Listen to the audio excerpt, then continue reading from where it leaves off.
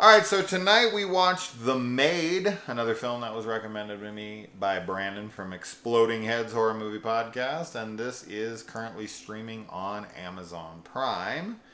And actually, I have the movie pulled up on my TV, right there. so I can read you the synopsis right off the freaking Amazon. Joy is the new maid of a royal house whose previous maid disappeared under mysterious circumstances. Dun dun dun. There you go. That's better it. than I would have said it. Actually, I think mine would have been more fun. Whatever. Anyway, okay. So, I'll say this about the movie. This movie started off, and I was like, what has Brandon gotten me into? This feels so generic and forgettable to me.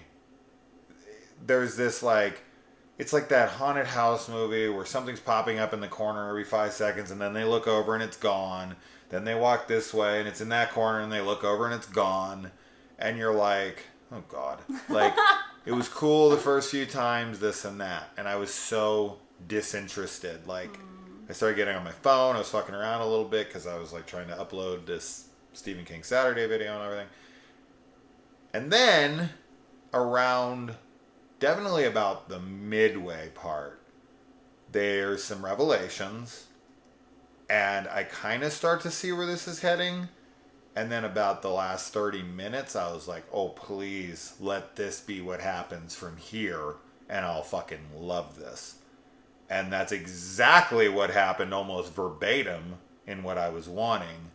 And I was like, oh, yes. Yes, yes, yes.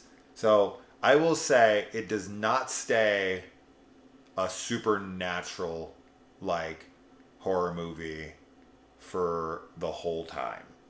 It changes into a different kind of movie and a different kind of horror movie and kind of changes gears somewhere along the way.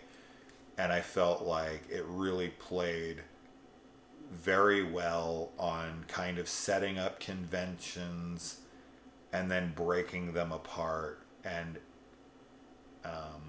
I'll just say that the film's title has a double entendre to it, and I was all about where this movie headed, and now that I know the whole thing, I'm super into it. That being said, I still don't understand what the fuck was with the monkey. I'm confused on that. Yeah. I still don't get that at all. I thought that was going to be explained in one way or another. If I missed it, please let me know in the comments, but neither one of us caught it. It's totally random as fuck. I don't get it. It happens with nothing else in the movie. So I could understand if there was multiple other weird goings-ons, but there's really a creepy ghost figure and a monkey. Yeah. And the monkey to me is never explained, and I can't really figure it out. I had a guess that I thought was going to be what it is, but it's not confirmed. Never confirmed. It could also be a cultural thing. I feel like sure. Maybe with the animal. In Thai culture. Some type of symbolism, yeah. Or oh, by the way, this is in Thai. It is Thai. It's from Thailand, yeah. So it is subtitled, and the subtitles on Amazon are a tad broken. Yeah, a little broken sometimes, but it's fun. It's good to have that goofy part to read. It's funny because I'm a big fan of Asian horror movies in general, and in the beginning I was pretty much interested in this from when we turned it on. I can see that it's a bit generic haunted housey things popping up, but I was into it. I liked the scares, I liked the visuals. They straight up 100% recreate and rip off a scare from The Conjuring. Yeah. Identical. But, that was okay for me. Sure. I wasn't bothered by it.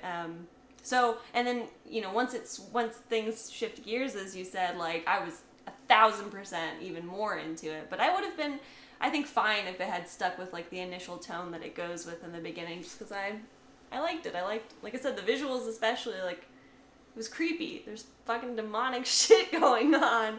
And, I dig it, but the ending is fantastic. Yes. I always say I want more of these types of movies. Yes. And getting it is just this movie does it perfectly. Yes, like they really do. There's a wonderful catharsis to this film. Yes.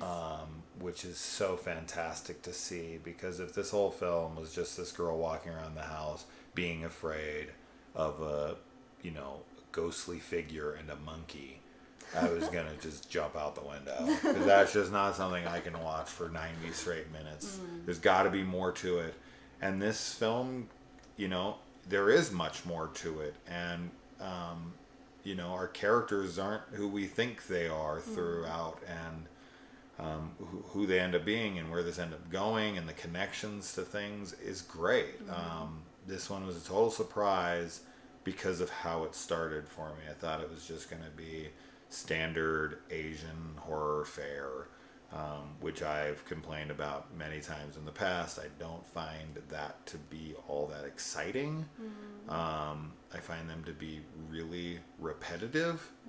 But this one completely broke that apart and took this in a much different way, and to where we were just like, the last 20 minutes is just like a lot of cheering and a lot of yes and a lot of all right, hell yeah, let's do this. Yeah. Like, that was great, man. And you keep thinking like, oh no, they're something's gonna happen that's gonna stop this, or there's gonna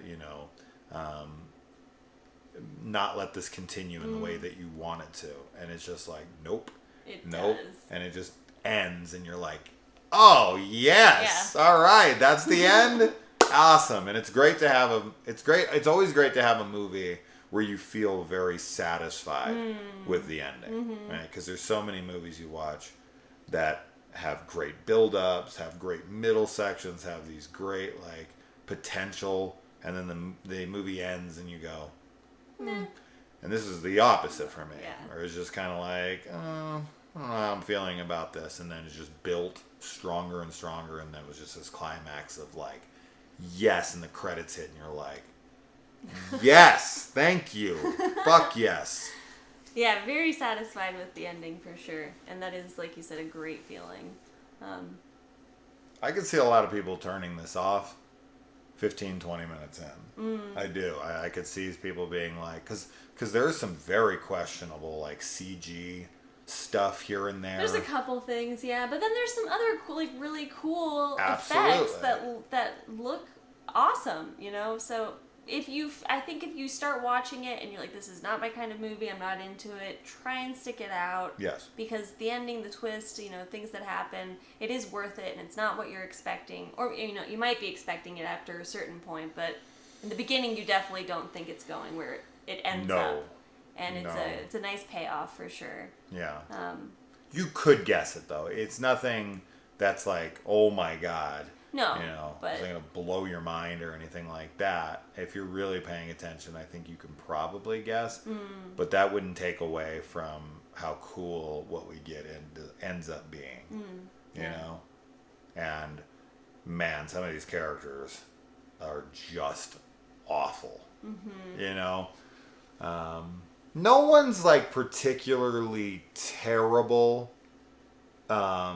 throughout. But, of course, some people end up revealing themselves to be horrible. Yes. So, anyways, if you're into Asian horror and you want a kind of a different spin on the supernatural subgenre of the Asian horror, this is definitely worth a watch. And stick it out, And if you're like an hour in, you're still not into it, then, yeah, you probably shut it off by that point. But you should give it its full watch, because it's a cool one. And it has a pretty low rating on IMDb comparative to what this, I think, is. I think it's like a 5.7, which I think this should at least be in the 6s. Yeah. So that's super annoying, but, don't judge a movie by its IMDb rating. Yes.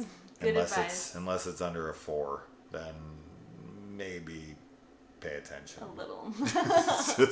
But also sometimes people have bad opinions of movies. And if it's under a 3, 100% don't watch it. Guaranteed. Pro tip. Yeah, pro tip. All right. Let us know if you watch any of these. Adios. Bye.